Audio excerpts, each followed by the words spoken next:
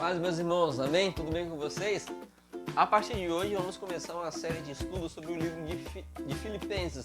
E você que vai ver esse vídeo ou está vendo no YouTube, eu quero pedir para você curtir o nosso canal no YouTube, dar aquele like para ajudar a divulgação dos vídeos do canal. E para quem está vendo também no YouTube, pedir para curtir a nossa página no Facebook, curtir nossos vídeos e comentar.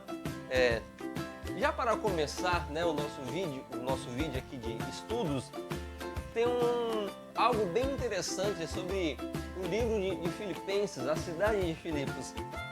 A cidade de Filipos começou a ser chamada com esse nome, Filipos, a partir do ano 360 a.C. Antes desse período, ela chamava Crenides. Então, por que ela passou a se chamar Filipos? O pai de Alexandre o Grande se chama Filipe, né? Se chamava Filipe. E ele conquista essa cidade nesse período, no ano 360, aproximadamente esse período. Então, por glória, por honra própria, ele põe o próprio nome na cidade pela conquista que ele adquiriu naquele período. Então, ele põe o seu próprio nome, Filipos, Felipe, nessa cidade. E no decorrer do tempo, essa cidade ela tem uma grande importância na história, na questão geográfica, porque ela fica na divisa entre a Europa e a Ásia, e ela tem um porto bem influente, é uma cidade portuária. Então, como uma cidade portuária, vem pessoas de vários países, vários lugares para comercializar os seus produtos ali. Então, um fato bem interessante é a Lídia, que ela vendia ali na cidade de Filipos púrpura, e era um produto bem caro. Então, ela conseguia vender seus produtos por ser uma região de um comércio bom. A localidade de Filipos favorecia o comércio naquela região, não só naquela região, mas no mundo inteiro. Então, quem se localizava em Filipos tinha esse privilégio de estar na cidade portuária e poder vender as suas coisas com mais facilidades. E essa cidade de Filipos, ela começou a ter muito destaque porque ela teve batalhas importantes ali. O livro do reverendo Hernando Dias Lopes, ele tem uma colocação bem interessante, que fala assim: a fundamental batalha na cidade de Filipos. Filipos foi palco de uma das mais importantes batalhas travadas em toda a história do Império Romano. Quando o exército leal ao imperador assassinado, Júlio César lutou sob o comando de Otávio, mais tarde o imperador Augusto e Marcos Antônio, e derrotou as forças rebeldes de Brutus e Cassianos. Foi por essa causa deste auspicioso acontecimento que a dignidade da colônia foi conferida à cidade de Filipos. Algo interessante aqui também é que Filipos ela ficava em uma região grega, só que pelo fato de ela ser importante no seu comércio, a Roma deu um status de colônia romana para ela. O que isso quer dizer? A moeda era romana, a língua era romana, as leis eram romanas, as vestimentas eram romanas, a religião era a religião romana. Então tudo que tinha em Roma era frequentemente colocado como posição nessa colônia romana, né? Então o que vai acontecer de ser uma colônia romana? O que tem de privilégio ser uma colônia romana? O que acontece? Porque quem morava ali automaticamente era um cidadão romano. E quem era um cidadão romano tinha privilégio nas leis por ser um cidadão romano. Então, o que vai acontecer?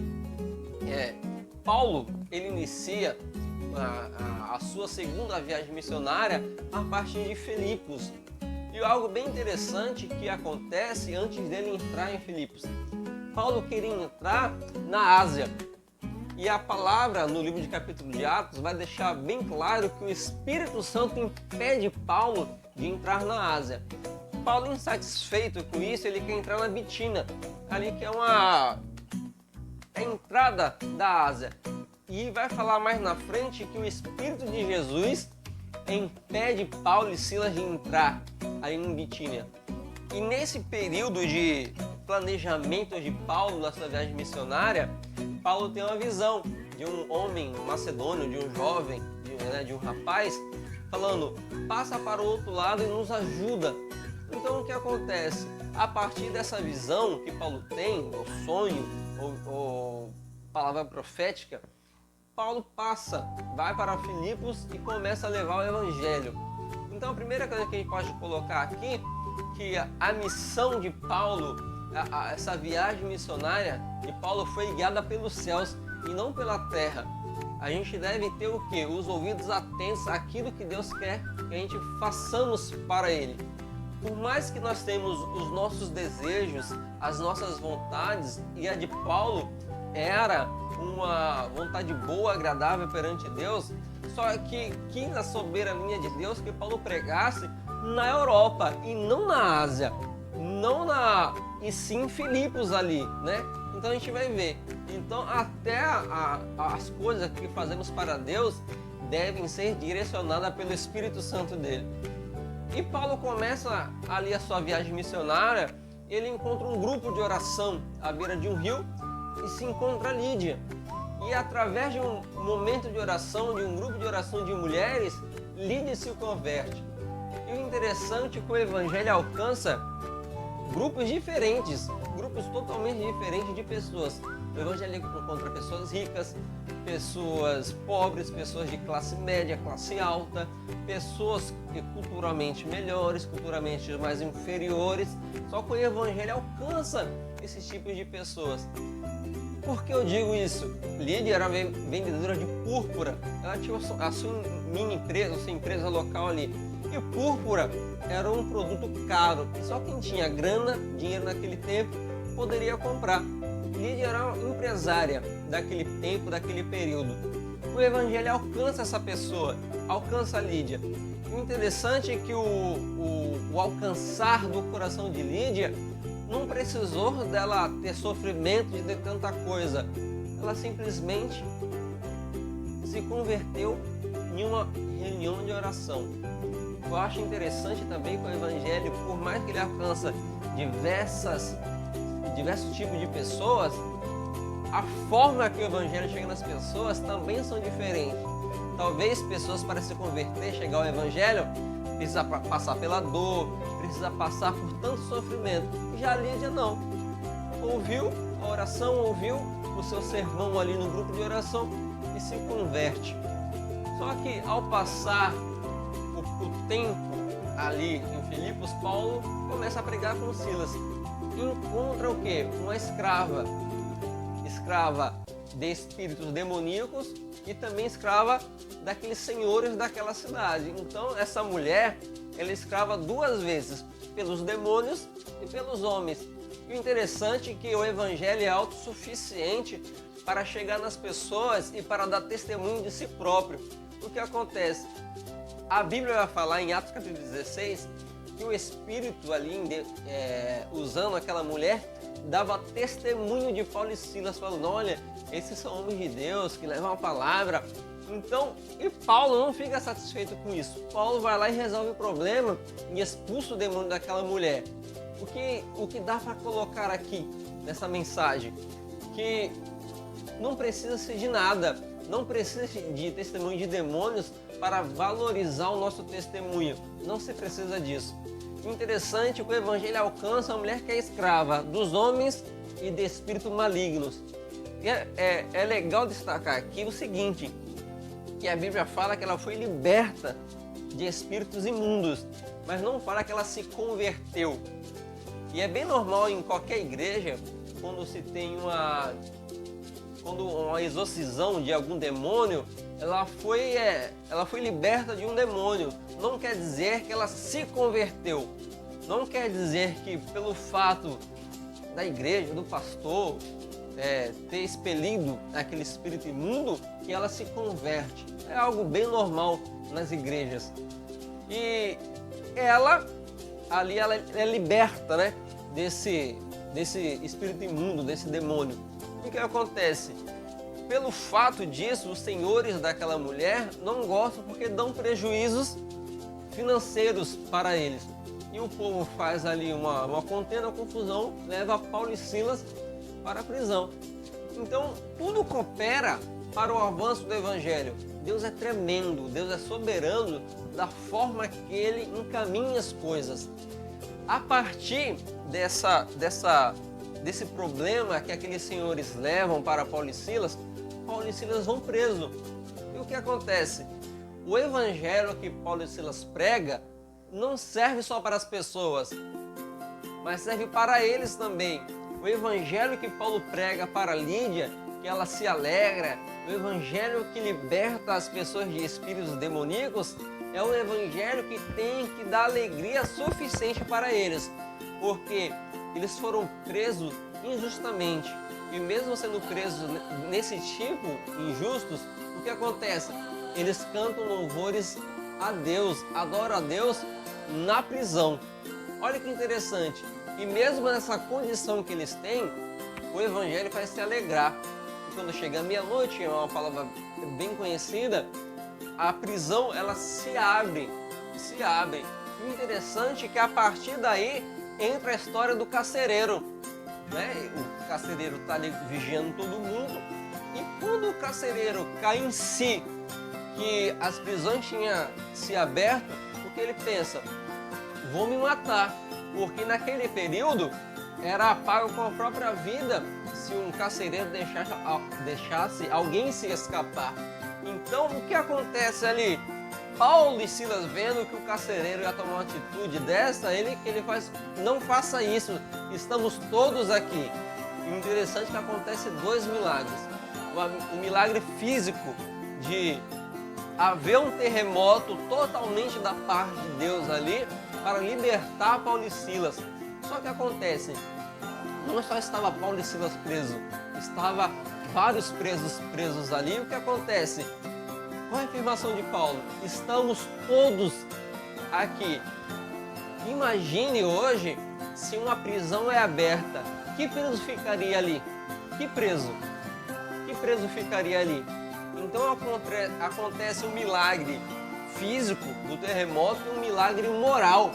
Mesmo as portas das prisões abertas, eles continuam ali. Um milagre moral. É aquela coisa, ter um dinheiro fácil ali, a gente não pega a oportunidade fácil. Então tem esse milagre. Então o Evangelho alcança também o quê? Uma pessoa de classe média, um carcereiro, um policial, um servidor da lei, um funcionário público. O que acontece? O Evangelho alcança as pessoas de classes financeiras e religiões diferentes também, totalmente diferentes. Lídia falava, a Bíblia fala que ela era uma pessoa temente a Deus, talvez vinda do judaísmo, tinha alguma simpatia pelo judaísmo. Então, o Evangelho alcança também. E o Evangelho alcançou uma pessoa que tinha uma religião totalmente diferente, que era esse carcereiro. Para quem entende um pouco de Bíblia agora vai entender o seguinte, que aqueles que serviam ao governo tinham que adorar o imperador. Era normal a prática da adoração ao imperador. Então, talvez esse soldado romano, esse carcereiro que tinha uma profissão pública, talvez também tinha a prática de adorar ao imperador ou servir ao mitraísmo, que era muito normal no meio dos soldados romanos. A prática dos soldados ou tenentes servir ao mitraísmo, é algo normal. Então o Evangelho alcança pessoas de classes diferentes e religiões diferentes. Então é bem interessante a chegada do Evangelho ali em Filipos, né? É bem interessante. E quando Paulo chega, ele alcança Lídia, alcança aquela endemoniada, né? Ali aquela pessoa, aquela mulher que fica adivinhando as coisas, e alcança também o carcereiro. O interessante que acontece ali em Filipos é que o poder de Deus é visto, é notório naquela cidade. É totalmente notório. Deus abre o coração das pessoas, Deus abre a prisão através de um terremoto. O Espírito de Deus usa Paulo para Paulo expulsar o demônio daquela jovem mulher. Só que o que acontece? Passa um período, Paulo é solto da prisão e Paulo vai reivindicar o quê? Que peçam desculpa para ele porque Paulo era um cidadão romano. Ele é preso sem julgamento. E pelo fato disso acontecer, Paulo ganha uma certa liberdade como pedido de desculpas para pregar o evangelho. E Paulo sai dali e vai para outros lugares. Só que nesse decorrer que a igreja é fundada e Paulo precisa ir para outros lugares, há uma lacuna muito grande, há um espaço de tempo grande.